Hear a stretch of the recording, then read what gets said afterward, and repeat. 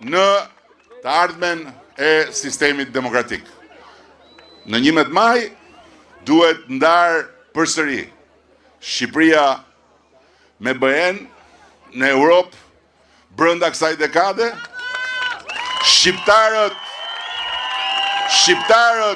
qytetar të barabartë të Bashkimit Evropian, apo Shqipëria mbrapsh prap në grop dhe shqiptarët prap jashtë Europës, qytetar dorës dytë dhe të huaj në kontinentin ku janë një nga popujt më të vjetër dhe ku fati Zoti jeta e ka dashur që të jetojnë në mes të Europës.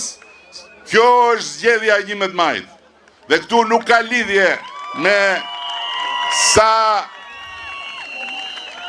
e do Edi Ramën, sa se do Edi Ramën, a je i majt, a je i djath, apo qa tha Edi Rama për gjysmën e burrave. Nuk ka lidhje kjo. Madje, unë besoj që ajo që unë thash për gjysmën e burrave është testi më i mirë, se kush nuk e një veten ashtu si thash unë, vjen voton numrin 5 edhe ka me certifikat që është burr i mençëm.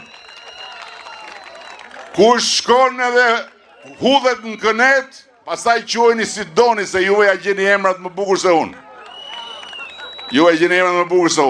Por ama që Dibra është grua që në Dibër gratë janë shtyllat e pazëvendësueshme.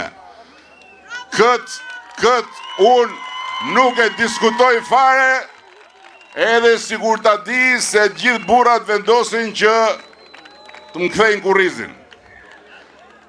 Por nga ana tjetër unë kam kollaj ta them se unë e di që s'ka burr të mençëm që nuk e di që fuqin e ka ke gruaja.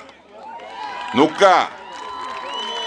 Nuk thot kot ajo fjala që mas çdo burri të suksesshëm është një grua e mençur dhe e fortë. Kështu që jemi të qartë për këtë. Jemi shumë qartë për këtë. Unë besoj shumë që ne kemi në dorë një fat që na erdhi ne shqiptarëve të ditëve të sotme. Një fat që të bëjmë histori. Nuk i ndodh gjithëve. Mund të jetosh një jetë tërë dhe nuk të ndodh që në një palë zgjedhje të kesh fatin të bësh historinë e vendit tënd. Nuk të ndodh.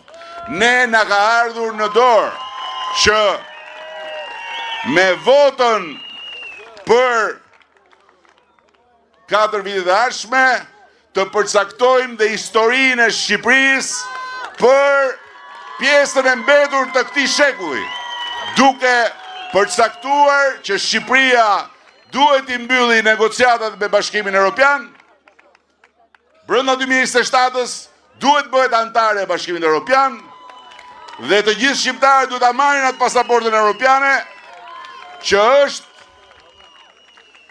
jo vetëm me zakon, por dhe me ligj, një status i ri, dinjiteti dhe barazie si qytetar të kësaj Europe.